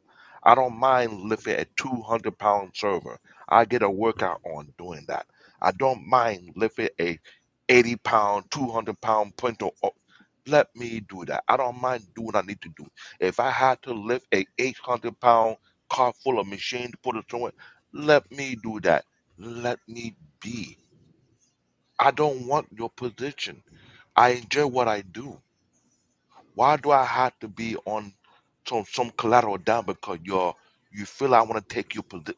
What's all that for? This is something I've been trying to comprehend. It is me because I developed a ultra mindset of stay low, stay keep grinding. I'm no different from Mr. Paul Bennett. I don't think I'm going to retire no time soon. I will continue to move. That's the way I am. If I have to, I don't mind being a farmer.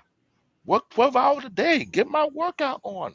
So I'll be like, yes, I feel alive, but I don't understand how people are so freaking retarded that they had to scoop so low just to spread rumor about you, just because they feel intimidated about you.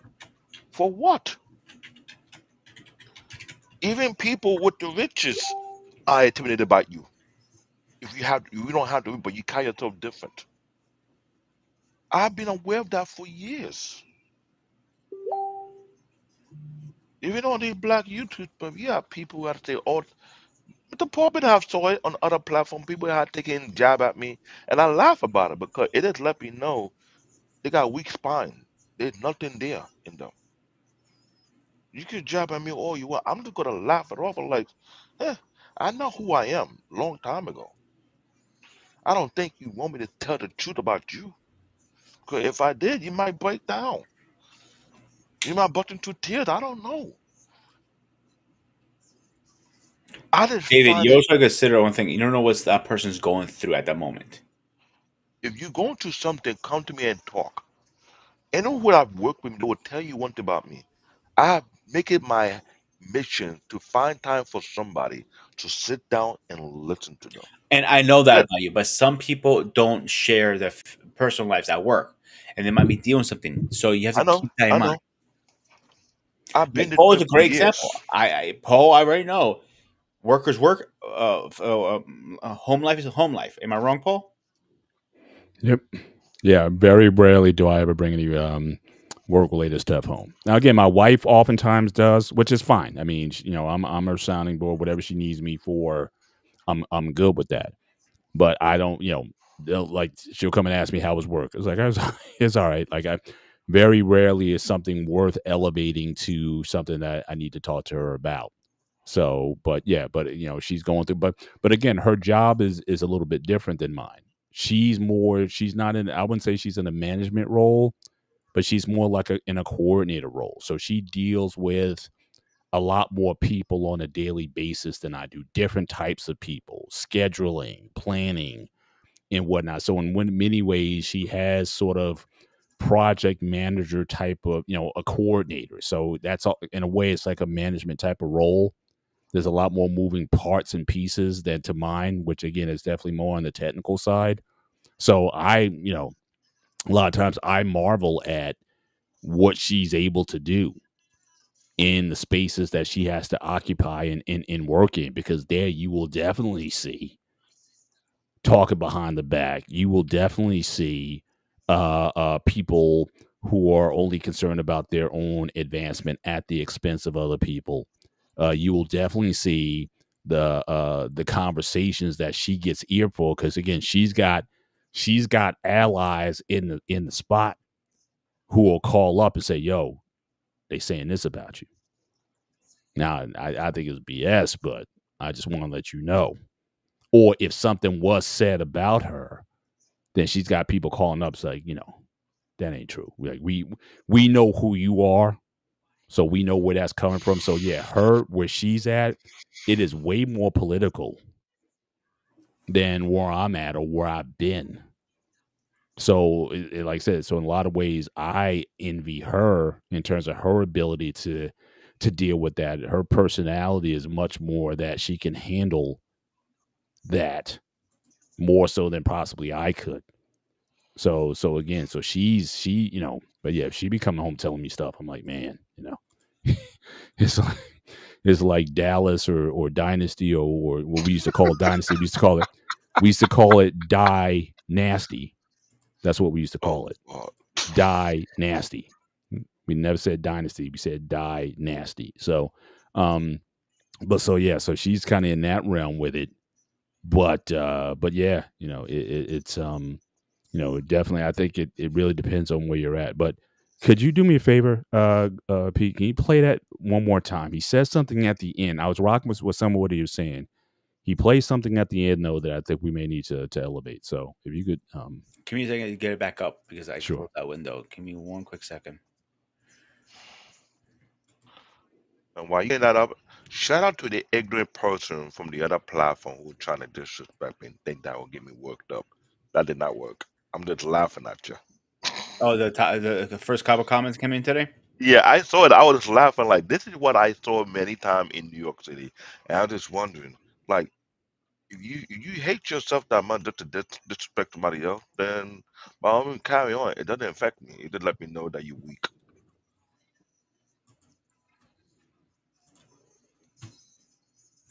All right, ready, guys? mhm. The reasons that people won't talk behind your back, let me tell y'all. One, they can't reach your level. Two, when they don't got what you got. Three, when they try to copy your life but they can't. That's why sometimes you gotta brag on yourself, you know what I'm saying? All that playing humble have you overlooked and underbooked, you know what I'm saying? So sometimes you gotta talk your shit and make everybody feel uncomfortable. Don't forget who you are. The reasons that people won't talk behind your back, let me tell you.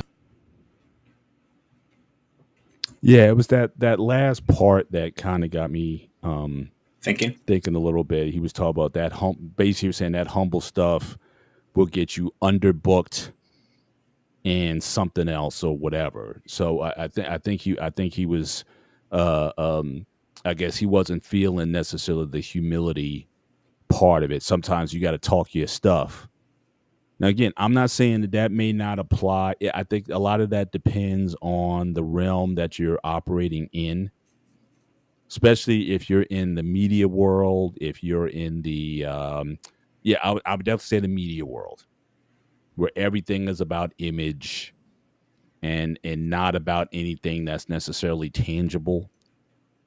I can certainly understand you feeling that you may have to have a little bit more swag in that space in order to make sure that people know what your worth is. Like I said, the fact that I Really? work more in a technical space, I worry less about swag per se. That's like it's not going to help me do my job any better. But obviously, when it comes to like review time, then I need to make a justification for the grade that I give myself. If I'm going to say that I'm above the line, then I need to certainly be able to justify that. But there'll be receipts there that I can go to and say A, B, and C deliverables and things of that nature. And so I understand I got to put that together. But I think in the space that he might be talking about, though, definitely it's more media focused. So a lot of that's just not going to apply in all situations. There's nothing wrong with being humble. And again, humble simply means not elevating yourself more than you ought to. It doesn't mean that you're lowly. I think a lot of people make a distinction between being lowly and being humble.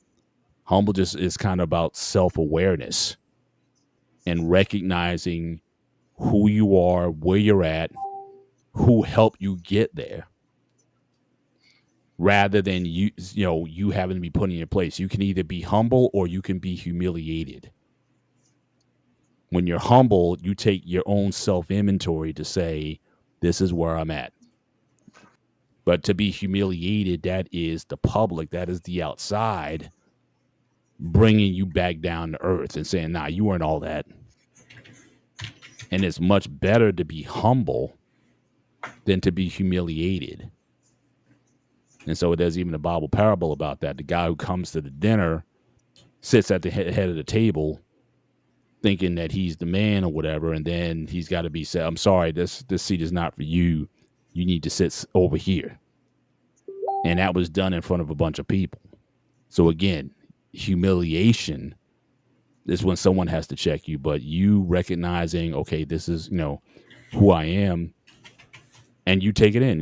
If you're good, there's nothing wrong with saying that you're good. Well, people will certainly see your work and your value in what you're doing.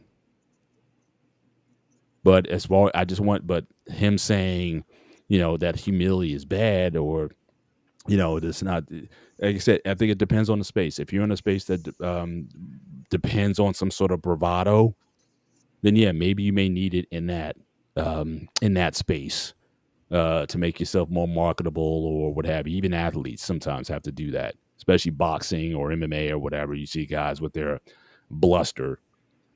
But after even that wears out after time, unless you can actually deliver. That's when you see some of these MMA guys and McGregor and whatnot hasn't won a fight in 7 years.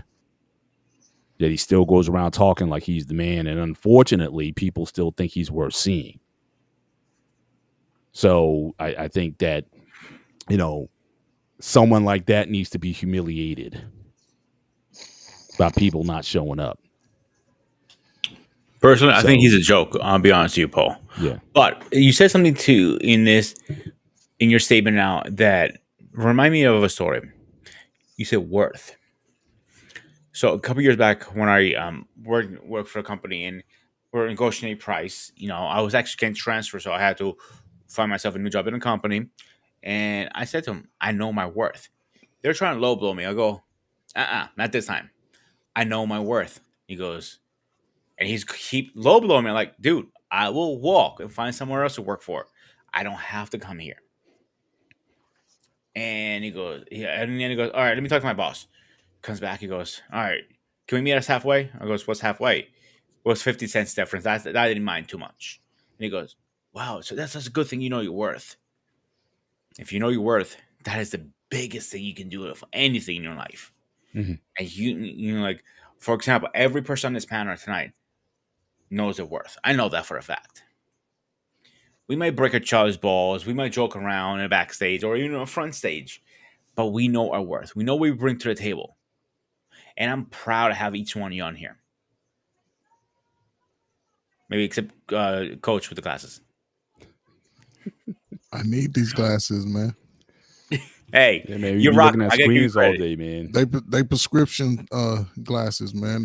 My doctor prescribed them to me because I told him I'd be in front of the computer and my eyes are, when you get older, they get you a like little Jim dry. McMahon. You like Jim McMahon from the Bears back in the day. Technically, they say you're supposed to Super Bowl shuffle team. There you go. You were supposed to wear this non-reflection glasses if you're on behind a computer at night or some shit like that.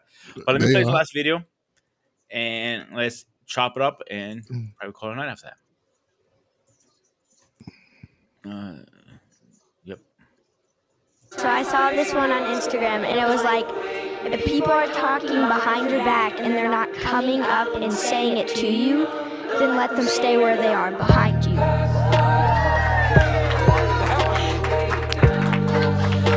So I saw this one on Instagram, and it was like, if people are talking behind your back and they're not coming up and saying it to you, then let them stay where they are.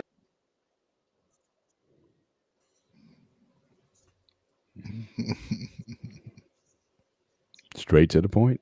Good one. I like it. All right, go ahead, guys. You know, Ruben, this video ties into the last one you just played in a sense. You know, because listen, if you're talking about me at work, I really wouldn't know, but I have caught somebody doing that. Well, they didn't. I ain't gonna say they was talking behind my back, but I was performing something with the students, and they said it out loud, like, "Why are they always going to you?" I didn't even address it. I just act like, but she said it, but the students, and they took up for me. I didn't have to say nothing. So to see that, I was like, thank you, Jesus. I'm protected. They actually attacked this lady for me. Like, don't you ever. Okay, cool. I just let it go. I ain't reported. I moved it on. Because the pitch, the picture was bigger for me, you know. So, but I don't know. This video, they both go hand. This one goes hand in hand with the last one for me, because on a social level, as an adult, like, I expect people to talk about me in a sense. I do. I've always looked at that. Like, I used to think of wild stuff as a young kid, you know. Like, okay, I can play football, I can play basketball, I can run, I can jump, I can flip. You know, I had girls, I had girlfriends, you know, so I can understand it, but it's like, now if somebody was to talk about me, I embrace it. I used to always tell my students, well, if somebody talk about me, I was like, for one, that means you have a power that they don't have. You're important. And then if you have friends, the people that say that you're your friend, especially as teenagers, that call themselves your friend, even as I can use it as us here, like, I would consider you all friends in a sense. You know what I'm saying? But, and if I was somewhere because we ain't gonna be in the same space on YouTube, but if I was 2 panels over, 3 panels over, and somebody be like, man, that dude goes to Sparta, man, I was like, hold up, man, that's not right. He's not here. That's not, you know what I'm saying? That's not him. Because I know, you know what I'm saying? Outside of that, I ain't gonna really put up too much of a fight. Because on YouTube, people talk about each other and this talking point, that talking point. So that's, to me, that's not really important. Because I But if understand. you realize one thing about this channel, I don't bring anybody else up on who's not on the panel. No, So and if say X, Y, and Z was talking, like, I don't care. yeah, but see, that's the thing about it though. So if you're my friend, then I would hope that, and this is why you tell you, listen, if somebody say your friend, they around somebody who's talking about you, ask your friend, what did they say? What did they say when they started talking about you in that way?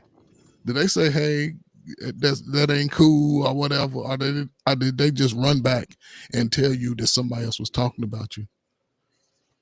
You know, because if you say something to that person and then you go, hey, brother Bennett, you know, but if I'm brother Bennett's friend, he done already, we done had conversations and say, you know, somebody talk about me, I don't care.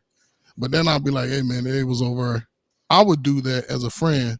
I wouldn't go into everything they were saying. I would like say, man, have a conversation or not. But that's as far as I would take it. If that's somebody that's my friend, is somebody that's talking about, I would sort of, hey man, don't do that. You know, that ain't And cool. Trey, I think you So- know me well enough. If I was talking shit, I would expect you to come to me, and vice versa. I would just come straight to you. I would not talk to you. I come to the source. Hey, what's the problem?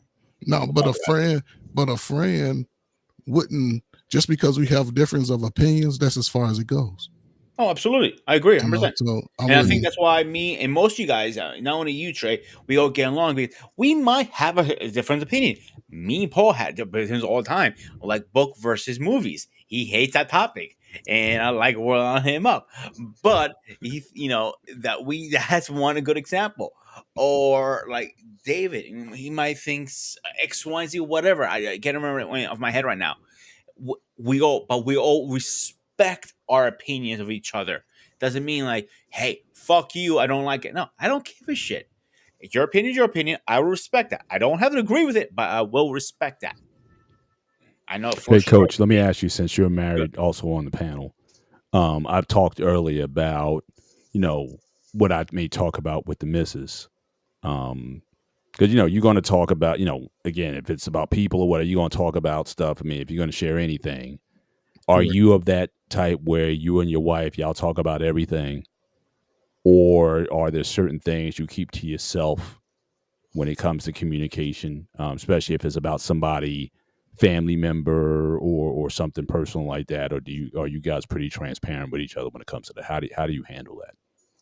Uh, like you mentioned, I think I heard you say even today. You know, if it's some personal things that me and my buddies, that I grew up with, have talked about, that's always in the lock and safe, key thrown away. Mm-hmm. You know what I'm saying? Like I said, that stuff I take to my grave, as far as, stuff that I know that was near and dear to them, like that. Yeah. Yeah, but I talk to my wife sometimes about the topics on YouTube. And Yeah. Right. when Right. I hear her response, I'm like, shit, I ain't, yeah, we good over here. You know what I'm saying? So Exactly. Yeah. yeah. But as far as, just, I don't know, man. Like I said, I truly hear what you say when you get your opinion on the topics and whatever. And I've been there, am there, have rode that wave in life at some point, whether it was with my family, because I grew up with 5 sisters and a mother in the home and a father who was probably the wildest dude I know. Mm-hmm. You know what I'm saying? He gave me a lot of good. The instructions he was giving me as a young man and as a kid, I tried to apply it to the best of my ability in the world. And then as I got older, it's like it was backfiring on me. Like I was doing everything you was telling me, Right. but even with my own siblings, they talked about me behind my back. They talked about me behind my back to my son. You know what I'm saying? So that's sort of, and but if I was a evil type of hearted person, I could have just went off on them. You know what I'm saying? I could have did all kinds of stuff.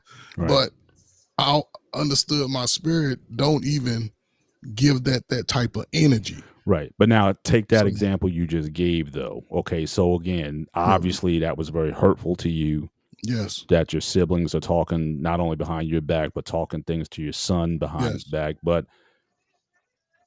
who do you vent that with? And I'm asking, is your wife Today it's my wife. So that's what I'm saying. That's I my mean, wife. that kind of, that kind of relationship where I can vent my, if something's troubling me that much, that I can go to her in confidence and we can let it out. So am I technically talking behind, in your case, like, would you be technically talking behind your siblings back? Yeah. Yeah. But I'm saying, but yeah. but again, there are people, or especially your spouse, I mean, that should be like a safe house. Yeah. You know what I'm saying? Where you can have that kind of each other, you guys can be there for each other when you guys need to talk, or let out if a family member is getting on your last nerve about something and you were at the house, Yeah. your in-law, well, in my case, my in-laws house, and they siblings fighting over something, and my wife, she just, she's got to just let her, look, you come to me with that. Yeah. You know what I'm saying? Yeah. And I take all that in. That's what I'm here for. Yeah. But you've been hearing sometimes in these spaces too, it's like, oh, you don't let your wife know, or you don't let people know what's going on. And I'm just saying, I think that's unhealthy. I mean, unless you're going to go talk to a psychiatrist, or a psychologist, something like that. I mean, your spouse should be that safe place. Yes. Where you're not going to be judged by what you say or whatever, but and hopefully that person has the wisdom to give you some perspective on how to go forward with something. And great thing about my wife, she's like, she always talked about, like, I don't know what my, like everyone says I have a gift. Like, what's my gift? And with her, I tell her all the time, her gift is simply just listening. I mean, like, she really listens. Like, you got people be calling her up, talking to her ear off for 2 or 3 hours, lamenting over something that may be going on personal to them or whatever, and she just listens. You know what I mean? She's a safe house. She's a safe place for people. And I think that, you know, certainly from what I'm hearing, you have that where you can show that vulnerability and share your hurts with her. And But it's not something that's going to be, you know, it's not going to spill over. It's protected. you know, Brother Bennett, what you're saying, you know, it's crazy because even within the last I would say since 2018, a lot of stuff my wife was able to see with my siblings, I wasn't seeing. Mhm. I was, you know, living my life, working hard, taking care of youth and helping people and trying to be a best parent I can be. Yeah. And a lot of stuff I avoid, you know, just didn't see. But then once I got married, they revealed it to her. And she opened my eyes up to it. And then she was, you know, because she come from where her and her mom and the relationship was sort of crazy. Mm-hmm. Yeah. Once she exposed my eyes to my reality, I was like, yeah, I understood. Because the first day from early in our dating, she listened to me and she came to me with something we're dealing with work. I said, hey, do this. And she did it. Mm. She did without question. She did it. And she told me it worked out just like you told me. Okay. I'll say now I see she can trust my word. Mhm. And then I knew this is probably be my wife. But as I've gotten over the years, 2018, man, she exposed a lot to me about what things I wouldn't see with my own family. And the trust she instilled in me and decision as far as things we can do and not stuff like that. Man, I would tell her like I said, she's she know all my secrets and I know all of hers as we know it. Yeah. You know what I'm saying? I take her word because I've seen how she moved from the day I met her. Yeah. And about exposing, like I said, my wife sort of exposed, well, she wasn't no virgin. Hell, she, you know what I'm saying? But as far as her life, she exposed it to me early. And it took me to another space mentally. And then once I locked in with her life, what she gave to me, it's like I've been in the best position ever. Today, I trust her more than I trust anybody. Yeah. So yeah, she got everything. That's a blessing, bro. Yeah. That is a She the one man she helped wants me too. retire at 54 years old. Oh, yeah. She that's how you know, that's how my life sped up as far as me in a career, financially, emotionally, everything within this be our 12th year. And from that moment to now, it's probably quadrupled. Because I was wasting time. I've been to the military, Brother Bennett. I graduated college. I was working. I was taking care of my responsibilities. And I was like standing in quicksand. But then once I focused, and she told me, whenever you're ready, I got you. Oh, okay. And once I took my focus off all these other distractions, was able to lock in, man, life has been beautiful ever since. Nice. It's been yeah, man. So yeah, and that's another reason why, you know, we talk about, you know, people talk behind your back and what. I mean, a lot of it doesn't matter because, again, I got, you know, if I do have free time, I want to spend it with her. You know what I'm saying? I mean, that's why I said, you know, this season that we're in, the travel, being together and whatnot. I mean, that's kind of where my focus is. So people want to talk this, that, and the third, but I got so much kind of going on over here that but yeah, I mean, my cup is full. So again, it really it doesn't bother me, but it's just nice to know that you have, again, that support, familiar support that can be there for you when you do see if stuff is going down. You got somebody who you can trust. So that's a blessing, my brother. Thanks for sharing that. I appreciate y'all, man. Y'all want to give me inspiration, Sparta. CBN, even you, man. I'm gonna say this last thing. Listen, could you imagine when you and your wife were young and y'all was starting to have children, would you imagine ever having a child that's in another country studying to be a professional? Yeah. Especially again, the backgrounds that we came from, to see that. So again, just all the more so, like I said, I kind of live in my blessings. You know what I mean? It's truly this is like the best time of my life. And so, whatever's going on, that's, and like I said, when I came on tonight, I'm really going to be focused in 2025. Again, I put in the chat Ephesians 4:29. That's kind of going to be my mantra for the year. I want to be engaged in fruitful, healthy conversations that edify. And so if it can't be about that, if it's just going to be a lot of negative feelings and whatnot, then we don't need to engage. And so that's just kind of where I'm at this point. I'm not here I love good argument. I love to argue like in the legal sense. You know what I'm saying? Debate, brother, The debate. debate, yes. But even in that, they say you make an argument. So Yeah. I'm saying in the legalese of the term, yes, I enjoy doing that, but I'm not here to argue. Oh, don't worry. Our debate Punisher versus John Wick is this Saturday. We're gonna have a lot of argument debating, and when we do part two of movies versus So now book, I need context though, because if I have some homework to do later in the vote, she's gonna be shouting at me.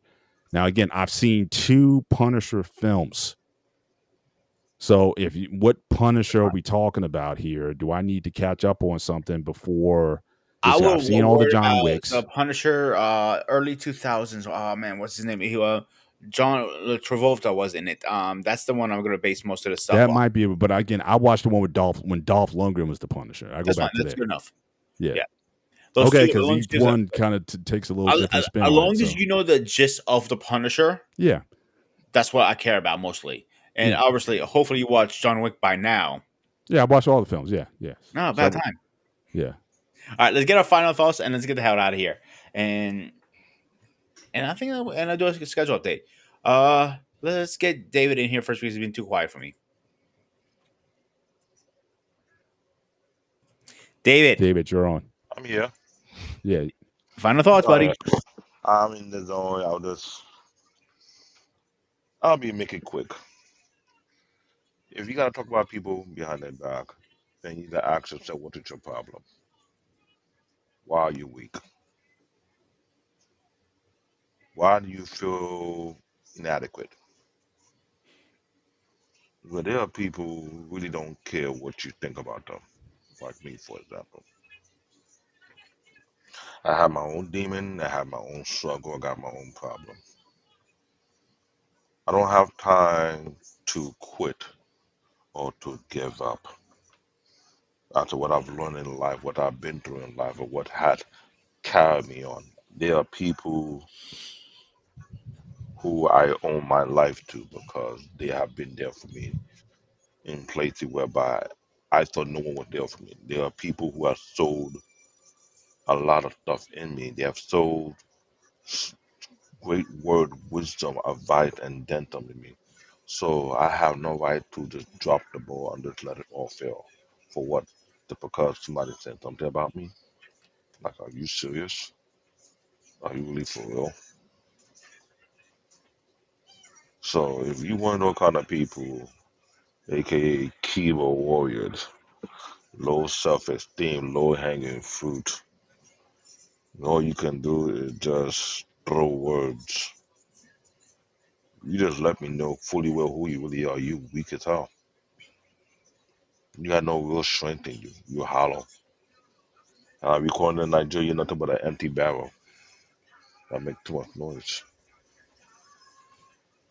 Instead of wasting your time, better remember, try to ask yourself, what about that person that make you envy of them?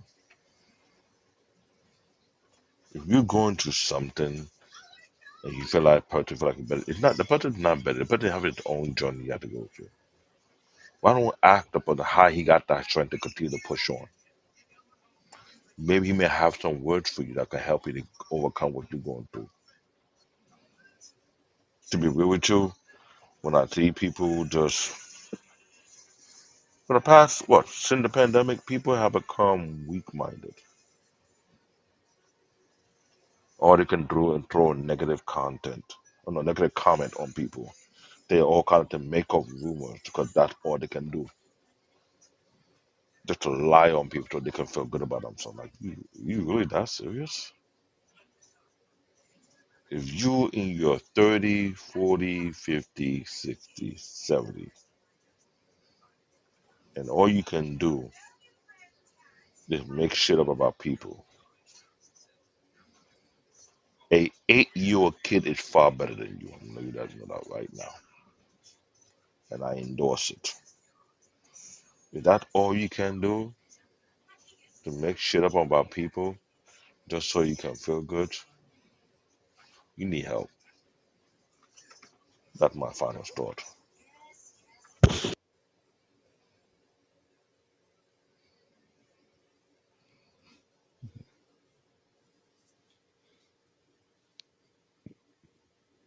Oh, okay. Oh, yeah, yeah. You know, great topics again as always. You know, I mean, if you, I don't know, spend time talking about people behind their back, maybe it's an issue with yourself. You got to go get checked out. Somebody's talking about you behind your back, or you get word. Just if you feel necessary, if you think it's going to bother you, just confront that person. Do it. I would say do it in a way that there's others around. Uh, Others who may not be on one side or the other, and just how and at least try to approach it respectfully. You can't dictate what their response will be. If their response is appropriate to where you are in life, then you move appropriately. If it's not, then you have to make a decision to, if it's a personal, outside of work, then you have to make a decision, probably leave them where they are. Don't waste time trying to convince them to like you. Just continue to move accordingly. That's going to put you in the best position in your life. If it's professionally, then that's something you may have to just continue to have a conversation with the team manager or whatever, however it works out. But don't spend a lot of your emotions and thinking about what people say about you at work. Don't do that. Just keep it professional. Talk to the appropriate people, document it, whatever, but I don't know. So just depend on who you are, who you want to be. Me, I preferably don't care. You can talk about me. I'll talk about myself. I'm good looking. I'm light skinned. I'm bald headed, gray hair. Or I could be ugly and bald headed with a big nose and big lips. Either way, love yourself regardless of what people say about you. Just ensure that as long as they don't touch you, they can, and don't, I say keep family out of it. You keep it on me. That's okay. But other than that, man, just love yourself, man. And if you believe in yourself, expect people to talk about you, but don't own it. You don't have to own it. I can't say how people will respect me or not respect me. It's up to them.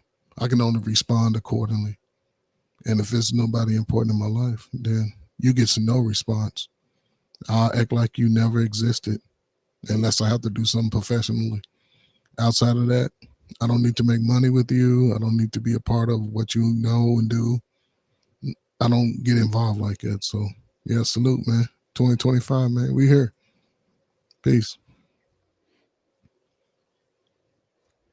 Well, I'm sure there's a common saying. I'm sure a lot of you have heard it. Small people talk about people. Average people talk about events, and big people talk about ideas. And for 2025, I want to be a part of ideal conversations. How can we move our people forward? How we can improve relationship? How we can be better and do better with the new changes that are coming through. Again, I'm not talking about politics this year at all.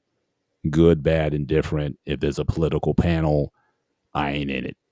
So I said, my name is Bennett, and I ain't in it. And yeah, we may have to get a shirt made with that. But certainly, I want to be about solutions and how we can uh, um, be better as individuals in our families and our relationships and our communities, and hopefully in these spaces to bring a more positive conversation, healthier conversation to these spaces and new perspectives that keep people thinking and giving new insight. So that's what I'm about for this year. And certainly looking forward to continuing dialogue, certainly in this space and others that I may find myself on.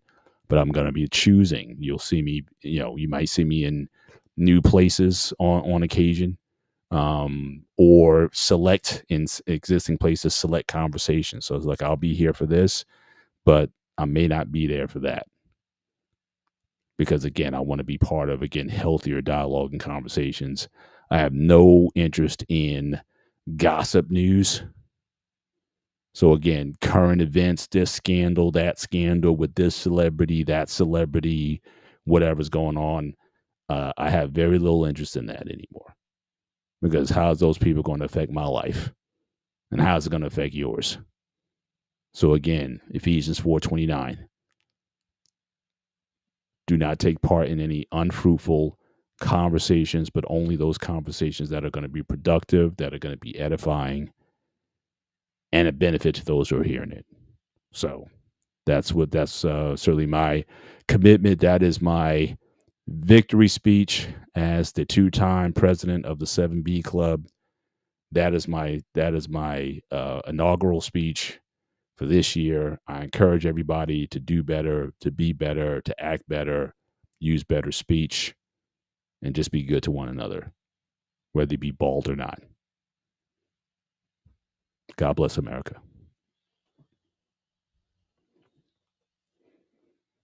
At least I got a speech out of you. That's all I care about. Seriously, Paul said it, Coach said it, David said it. We need to do better. If you guys realize, I don't do topics on here about gossip and bullshit. Like, that's not my cup of tea. I like having good conversation, and I'm gonna pull the curtain. I'm gonna open the door for a minute for you guys who haven't not know. On these panels on this network, we have meetings on every Friday. We vote on stuff. We talk about our shows. It's not a I am the captain and this is my way or no. It's a team effort. Without my team, I'm nothing. These are my guys. These are my brothers. These are my family too. And I said it before, I said it again. You fuck with my family, you fuck with me. These are my brothers.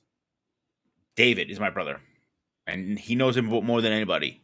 Paul, me and him have gone through up and downs, all this stuff. We have a show, a very successful, one of the best shows on YouTube, The Gray Area. It's only getting better. Coach, he's gonna be coming on here soon. Don't worry. I've been bugging him for about a year and a half. Me and him need to have a conversation eventually. Don't worry. He's gonna have his show eventually. Don't worry. He's avoiding the topic, but he's getting it. But let's get to a quick schedule update and let's get the hell out of here. So, as I said earlier, we are having a show on Saturday. John Wick versus the Punisher, the Battle of the Assassins. Who is going to win? And on Wednesday on the Anime Unlock, David and Wadi are going to have a great conversation. His favorite. And hey, start something with this.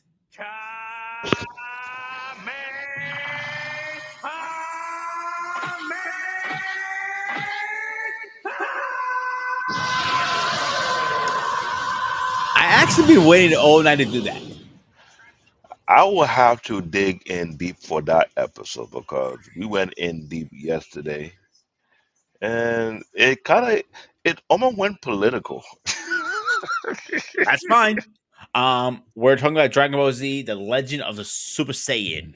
Oh And Lord. they can get in details. They're going to go from Dragon Ball to Dragon Ball Z to the horror with GT.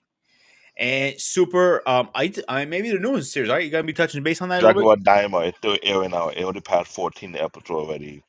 But me and Wally, we know very well this is a very strong franchise. Did it back to the Probably, 1970s. So I'm not mistaken, Japan's one of the top franchise versus, I think, this and Dragon Ball and Gundam. no, Is it Dragon Ball franchise, the Gundam franchise, and the One Piece franchise are considered are the very top of the top. There you go. So next Wednesday, we are talking about password and privacy. Should you share your password with Oh your Lord. sibling, with your wife, your girlfriend? You know they call that wiretap.